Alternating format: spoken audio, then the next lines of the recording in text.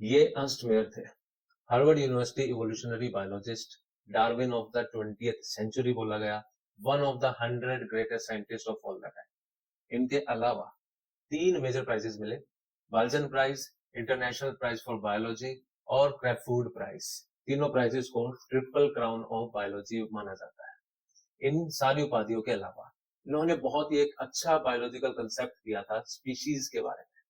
इन्होंने बताया था कि किन किन जानवरों को हम सेम स्पीसीज का मान सकते हैं और किन किन जानवरों को हम सेम स्पीसीज का नहीं मानते।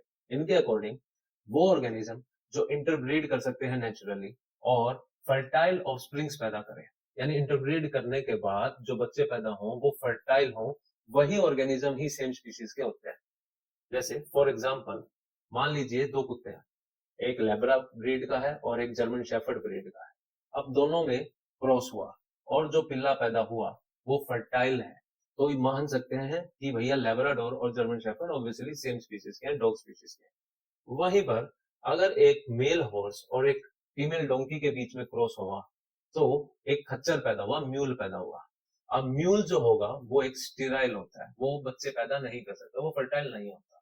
इसी कारण से हम हॉर्स को और डंकी को दोनों को ही अलग अलग स्पीसीज मानते हैं। वहीं पर अगर ये म्यूल फर्टाइल होता तो हॉर्स और डोंकी दोनों ही सेम स्पीसीज में आते, या तो हॉर्स के अंडर आते या फिर डोंकी के अंडर आते। तीसरे एग्जाम्पल से समझते हैं कि एक लायन और एक टाइगर के बीच अगर क्रॉस होता है तो एक लाइगर पैदा होता है, और लाइगर भी क्या होगा, एक इनफर्टाइल होता है, वो स्टेराइल होता है, वो बच्चे पैदा नहीं कर सकता। इसी कारण से लायन और टाइगर दोनों अलग अलग स्पीसीज के माना जाता है।